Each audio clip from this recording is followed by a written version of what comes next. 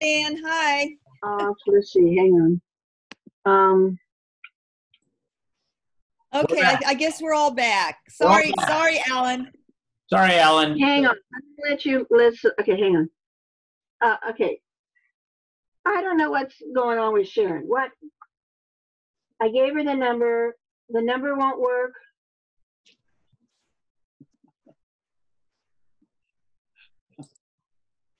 I don't know.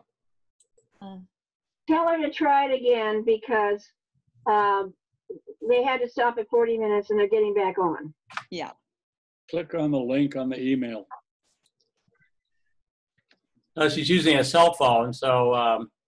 Oh, Yeah, but you can't listen to me and. Or, I don't know how you're going to do that. You're listening to me. I don't know how she's going to listen to you. You're on. All right. Let's go ahead and get back. Alan, sorry about that. Go ahead. You ended, I think, with when the wall came down. Yeah, the wall came down in 1989, but it was up for 28 years. I was going to tell you about a clever escape attempt.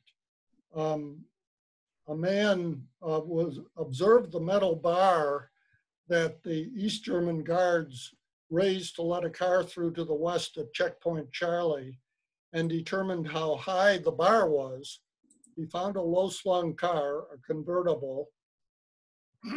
He removed everything above the height of the bar, including the windshield, and let some of the air out of the tires. He had his girlfriend and her mother hidden in the back. As he approached the East German guards, instead of stopping when the guard motioned for him to pull over, he gunned the engine, roared under the bar, and on to freedom. Needless to say, vertical bars were soon installed on the horizontal bar to keep others from escaping the same way. And there were a lot of other escape attempts, some successful and some not. I'll give you a little bit of information about my book. Charlie and Liz are recruited by the CIA to go into East Germany. This is in June 1963, in order to attempt to get information about a weapon of mass destruction that was supposedly being worked on during World War II. They are not spies, but the CIA is having problems maintaining an operation in East Germany. Charlie and Liz are financial analysts in the fraud division of a large investment company, but they have had expensive experience with repressive governments while they were in Cuba. In the first book of the series, Trust Me If You Dare. I happen to have a copy of the cover of Trust Me If You Dare. You see that? Okay, as I say, it looks backwards to me, but I'm told that it looks okay to you guys. Okay. You notice there's a big yacht in the picture, and one of the characters, I guess you'd say, in the book is, quote, the largest yacht in Fort Lauderdale. But part of the book also takes place in Cuba. yacht in Fort Lauderdale. The Stasi, the name for the East German secret police, getting back to the new book, are the reason the CIA is having problems. I learned a lot about them while I was writing this book. They hold the world's record for the most successful surveillance organization history has ever known. They collect information on everyone who has ever looked cross-eyed at anything to do with GDR in East Germany, the German Democratic Republic, because computers aren't being used for this sort of thing yet. They accomplish all this surveillance and gathering of information with folders and notebooks. This is, as I say, from 1961 until 1989. They have thousands of informers, ordinary people who are feeding them information on the rest of the population, feeding the information to the Stasi. So you ask yourself, and I ask myself, why do informers inform on other people? I think part of it has something to do with a twisted sense of patriotism. Some are blackmailed by the Stasi who have something on them. The Stasi are brutal, but they are also smart. They play psychological mind games with people. They let citizens know they are being watched by letting the air out of their bicycle tires. Most people get around by bicycle. Cars are scarce. Kind of a note from things in my book. The most used car in East Germany was called the Trabant, Trabant, and that was manufactured in East Germany. It was known as the worst car ever made. And yet there was a waiting list of many years to buy a new Trabant. As a result, new ones or used ones sold for more money than new ones. But Trabants have a big part in my book. Okay, getting back to the Stasi are brutal, but they are also smart. And I said they do things like letting air out of people's tires, going into their apartments when they're not home, moving furniture around. In other words, scaring people and letting them know that they're watching them. They also do all the standard spy stuff, such as placing bugs on telephones. Okay, after the Berlin Wall came down in 1989, the GDR collapsed. The East German government collapsed. The Stasi started shredding all the information they had on citizens, and they burned out hundreds of shredders doing this, shredding all this information. Much of the information they kept never got shredded, and today Germans can ask the current government to find out what kind of information the Stasi had on them, which was sometimes pretty amazing. And of course, not always accurate either. Is Dan with us? Dan, are you there? Yeah. Hi. Okay, there you are. Are there any questions at this point? Because I'm going to change the topic a little bit here. What year were you in? What year were you and Bonnie there? You say?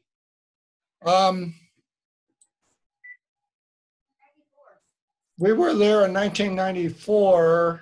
Okay. After the wall came down. We were there again in 2012. Bonnie, I think, was there at least once on business. So we've got it covered. Alan, did you meet anyone who escaped or tried to escape? Did you have firsthand, conversation with someone who tried to escape? I have not personally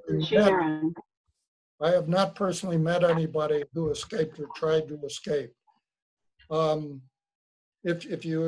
There are a couple of books about East Germany that have some good information in them.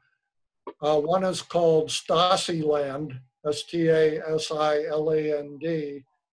In that book, the author, who interviewed numerous people from East Germany, talked to a woman who, as I think a 16-year-old girl, tried to go over the wall, if you can believe that. And she the dogs didn't get her. She didn't get shot. And I think she almost made it, but the Stasi had put up tripwires. She tripped on one of the tripwires. The Stasi became aware that she was there, and of course she got arrested and never got through to West Germany. I can give you another example, and there are quite a few of them, fortunately. It was difficult for some people to go from East Germany to visit West Germany, especially if the Stasi was afraid that they would defect and wouldn't come back. But some people they let through, and in one case, it was a young woman who apparently was doing some work or something in West Germany. So she would go through every day and then come back at night. And the reason they knew she would come back at night is because she had a baby, a small baby. So they figured she's not going to leave her baby. Well, she started wheeling something like a baby carriage through each day, filled with stuff. Of course, the Stasi would look at it, check it, make sure everything was okay. Finally, they got used to seeing this. She was able to hide her baby in the bottom of the carriage and essentially walk right through and into West Germany. And of course, she never came back. Okay, so why did informers inform? What motivates somebody to do that? I think some of it was probably out of a twisted sense of patriotism. Some are blackmailed by the Stasi who have something on them. Stasi are brutal. After the Berlin Wall came down, we talked about all the stuff that they tried to get rid of, and they were not successful. So a lot has been learned about them ever since. Incidentally, there's another book called Letters Over the Wall that talks about correspondence between East Germans and an American over the years when the wall was up. And I read that one in getting ready for the book also. Okay, anything else directly related to the Berlin Wall or my book right now? I just want to say that I'm at exactly 50% of the way through the book, and it's really good. Highly recommend. I'm really enjoying it, and it's a really. Oh, okay. Thank you. Yeah, I've got to read your book too, Will. I promise I will do that. So thank you. Oh, of course. Alan- I'm really enjoying it, and it's funny because for a while my dad was like obsessed with the Trabant car. He thought it was like super cool. And so we have seen them when we went to Germany about 10 years ago. We saw some of them they still do they have a few of them still running in Berlin that they do tours with, and they have 2-stroke engines and they're made out of pressed cardboard and they're awful, but it's very interesting. So great job, Alan. Yeah, no, I think a lot of people are kind of obsessed with the Trabants, but they were not great cars when they were really needed. Okay, Alan, have you gone to the news? It's called the Newsy Museum in Washington, D.C. They have one of the actual checkpoints, and they have some videos, and it's very interesting. So if you ever go to Washington, D.C., you may want to go to the museum that's called, I think it's called the News Museum, and there's also one area that has all the front pages of Life magazine, and then information about who took the photograph, why did they take the photograph, and so forth. So that's a real interesting museum if you ever go back to Washington, D.C. Oh, okay, good. Yeah, of course, we've been to Checkpoint Charlie. And although it's no longer a checkpoint, you don't have to stop there. The sign is still up. There's still a little hut used by the Americans. And of course, then there's the museum there that talks about all the escape attempts.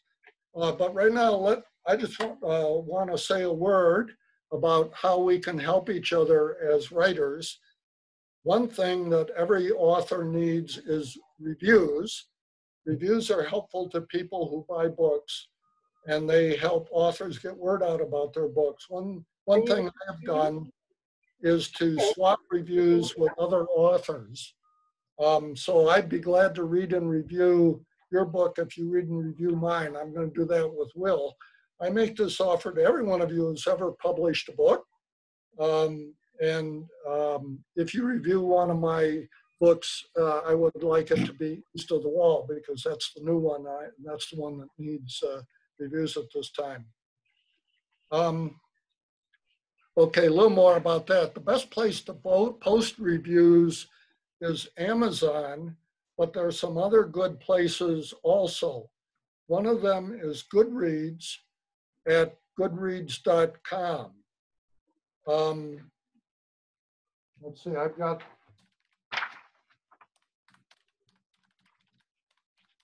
oh, I'm not, my picture's not, hang on just a sec. Put my picture there.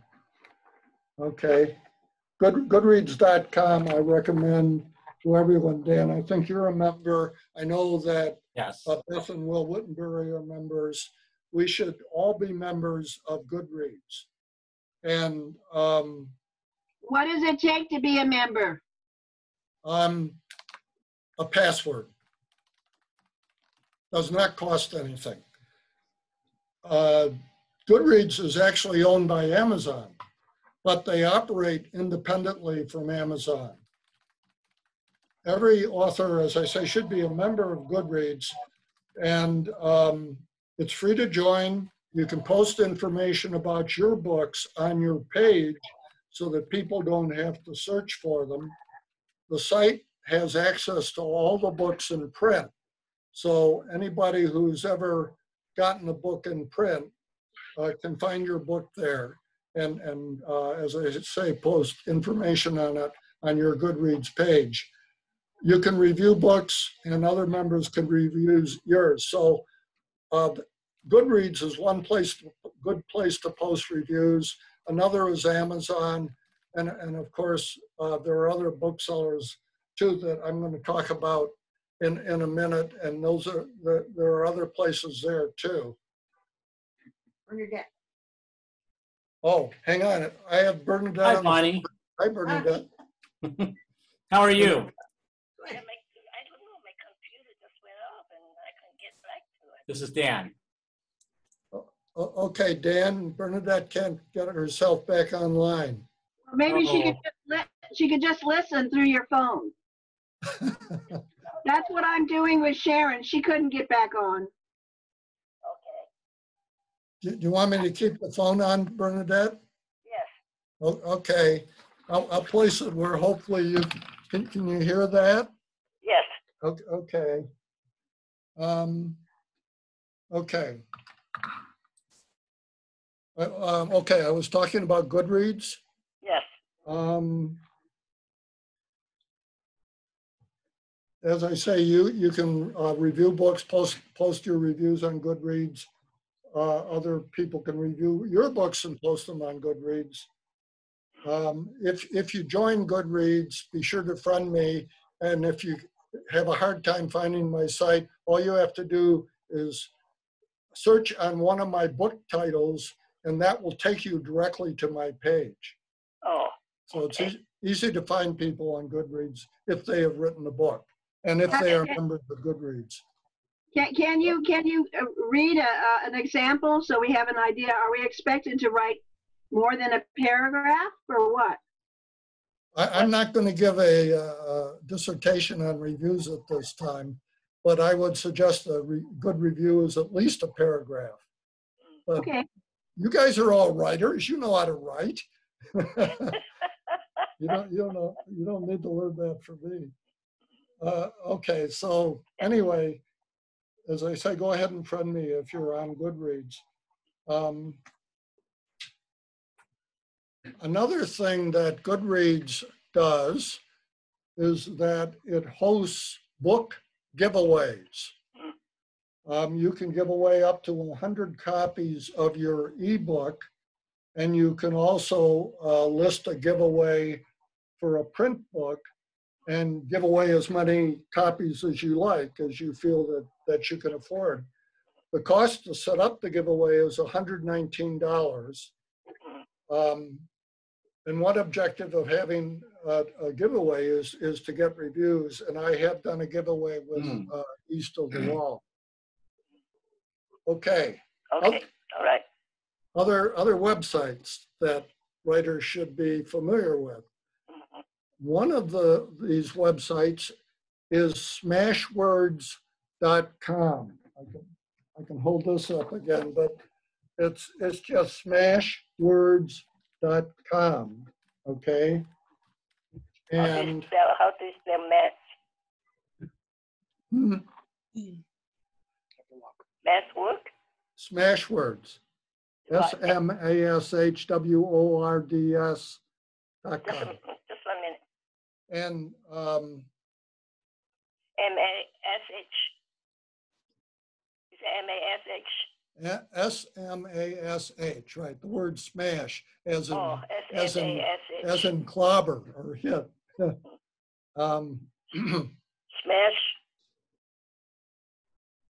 What's the smash word? Smashwords, WORDS.com. Alan, can you please tell Bernadette to hang up with you and give me a call? Okay. You shouldn't be having to. Yes, Bernadette, call me. Call Jerry. Call Jerry. Can you call Jerry? Yes. Oh, okay, thanks. Yeah, Okay, thanks. bye. All right. All right. You need Smashwords to help distribute your ebook.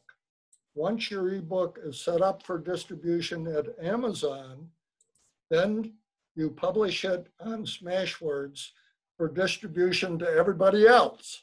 Oh, Everybody else includes Barnes & Noble for their Nook reader, Kobo for their reader, and by the way, from Kobo you can get international sales, and Apple Books, and there are a number of others which I won't name, but it distributes basically to all of them. So that's why you need Smashwords. Now, you do have to format your ebook for Smashwords a little differently than you do for Amazon. But the good news is that Mark Coker, who founded Smashwords, has written a very comprehensive free booklet on how to do this with easy to follow instructions. For example, for making a table of contents and that kind of thing. And it's not difficult to do. I have all my ebooks listed on Smashwords as well as Amazon. Smashwords conducts sales several times a year, and they cost us nothing to participate. We can either give our books away or sell them at a discounted price, but in any case, we can participate in the sale. They just had one for the month of July, but they have several, as I say, every year. Okay, a couple of other websites, and these are my websites. One is my exclusive website, and the other one has thousands of writers on it, and it's another website that everybody can join free. My website is called alancook.50megs.com, Megs spelled M-E-G-S. Don't ask how it got that name. I've had it for, 25 years, almost since the internet began. So the dawn of the internet. My site has expanded over the years, but it does have information on all my books, Bonnie's memoir, and everything on it is easy to find. Now, the other site I want to mention is called Author's Den, and that is authorsden.com, author, plural, den.com. And my page is authorsden.com/Alan Cook. So every author on Authors Den has their own page. And on that page, you can put information about your books. You can put blogs, articles, poetry, just about anything that you want. And other people can, of course, read them. Now, Authors Den starts free. If you want to have a higher position, in other words, get more attention to your stuff, you can pay money to do that. But you can also use it free. I have almost 200 pieces on Authors Den that I have written, and also information about all of the books that I published, all 23 as I finally counted them up. I posted short stories, articles, blogs, poems. The site keeps track of how many hits each written piece gets. My Greek mythology poem, Echo on Narcissus, gets the most hits of anything I have ever posted on Authors Den. In second position are my Lady from France limericks, as far as the number of hits. And I think my Berlin Wall poem is actually in third position. People do have interest in the Berlin Wall still. But that'll give you an idea of what attracts attention on the internet. Okay, any questions at this point? Okay. Just Alan, Yes. you're talking about the Stasi. Did you see any connections with something like 1984 by George Orwell, or the fact that this type of activity is actually, has happened in our history? Yeah, Orwell wrote the fictional book. This was East Berlin was real, but yeah, sure, definite comparisons, and there's a quote for one of Orwell's other books, everybody is equal, but some are more equal than others. That was certainly definitely true. Members of the Stasi and of course the rulers were more equal than everybody else, even though they called themselves, socialist paradise. There were, the elite, and then there was everybody else. And many of the everybody else didn't like it, and that's why they tried to escape to West Berlin. And that was the reason. I'm on here now. All right, I'll have Bernadette here. Oh, you guys are back online. I just sit here. Okay, Bernadette has rejoined us. Yes. Hi, Bernadette. Hi, William. We had two Williams there. Oh, you do? That's Bernadette. Okay. Yeah, hi, Bernadette. Welcome back. There you go. Okay, you're not muted. Okay. Okay, next topic. I've been looking into creating an audio version of East of the Wall. Smashwords, which I talked about, the book distributor, ebook distributor, suggests using a company named Findaway Voices, which is findawayvoices.com. I trust Smashwords because I've been doing business with them for 10 years. So I took them up on their recommendation and I investigated Findaway, going to their website, gave them some information about my book. I told them what kind of narration would be appropriate, and you can select either a male or female narrator. Because of the tone of the book, I selected a male narrator. A week or so later, they sent me samples of narration by 9 different narrators. The first thing that struck me is that narration is expensive. My book is over 80,000 words and is estimated to take about 9 hours to read when made into an audiobook. Oh.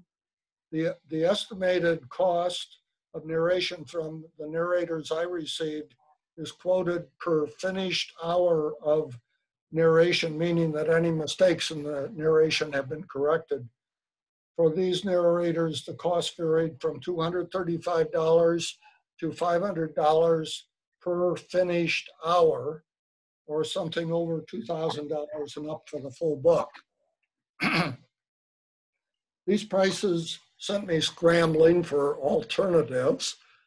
And now we're going to talk about Matthew, my grandson, because he is a June graduate of Pomona College with a major in music. He also has acted in plays and musicals and has a great singing voice and great speaking voice. He's interested in doing narration. So he and I talked. He narrated a sample of East of the Wall and various other books and sent his samples, 2 to 4 minute samples, to Find a Way. I got back to Find a Way and I told them I was interested in having Matthew narrate my book. So a week or so later, in fact, just this week, it was Wednesday, lo and behold, they sent me another set of narrators, and at the top of the list was Matthew. So I listened to his sample narrations, gave my stamp of approval, and he narrated a selection from East of the Wall, actually from chapter 8, which includes a sentence in German, which sounded fine to me, a non-German speaker. But remember that he sings in many languages, almost as many as Ildi does. If you want to listen to examples of Matthew's singing, he has a brand new website, and I'll give you his website. It's pretty easy, thematthewcook.com. That is the word the, T-H-E, matthewcook.com. And there's a link from his website to his YouTube videos. If you want to listen to him sing arias from operas or from music from musicals. If you like Cole Porter, he sings, this was the, Where is the Life of Late I Live, which is from Kiss Me Kate, probably Cole Porter's best musical. And he does a great job singing that. So to end the dreadful suspense here, I have chosen Matthew to be my narrator. That's amazing. So now can he be on offer for anyone that may want him? He's listed? Yeah, he's got a job. Unbelievable. He is part of their force. So how does it work though? Do they take a commission or anything? I mean, do you have to pay him and then he pays them something or what? I pay Find a Way for the use of Matthew. Because he now has a contract with Find a Way, which is okay. I would have probably had him narrate it, paying him directly. This is better because it gives him a job. And this was Right. really, once we thought about having him do it, the key thing we wanted to do was to get him a job. Amazing. So it worked. So yeah, And then how much did it cost you again to register with Findaway? nothing to register, but Okay. I have to pay for Matthew's narration. Pay Findaway for Matthew's narration. But Matthew sets his fee is basically what he does then, or what? Apparently Findaway set his fee, or maybe they did it together. I'm not quite clear on that. But it was less than any of the others I saw, and there's a good reason for that. He's new at the game. All the others are very experienced. I listened to them, their samples. They were very good, and they were very experienced, and they've got long lists of things that they have done. He hasn't done any yet. So, they're professionals, but this gives him a legitimate, for the IRS and everything. He will get 1099s, undoubtedly. He'll have to pay income tax, all that stuff. But that's what, when you have a job, that's what happens, right? Wow. So did you say his is $500 or what is it? Well, the total cost for Matthew doing the narration, remember that this is payable to Findaway, and I'm sure they will keep some part of it, is $1,600 or $1,700. Wow. Okay. But it is less than any of the others that I saw. What was it that you said something about 500? That was the professional readers. I think that 500 was one of them, one charge per hour of finished text. Well, my book is estimated to have 9 hours. So if you can multiply 9 times 50, you'll get an idea of what he would. Right. I don't know if you know Jonathan, who's spoken to our group. He has done voiceovers too, I recall him saying. The one that wrote the boxing book? Yes, he has. Yes, he does that also. Right. Uh-huh. Well, I think it's a pretty good job. Obviously, it's not a full-time job, but it's a nice thing to be able to do, particularly if, like Matthew, you'd like to do things like sing opera and stuff like that, which are obviously not full-time jobs either. So the more things he can do on the side, he plays the organ. He can play in churches. He has been substitute organist in churches, and he's been paid for that. So yeah, there are a number of things he can do. And at some point he may actually have to get a job, but a full-time job. But since he'll probably go to grad school a year from now, he's probably not going to get a full-time job between now and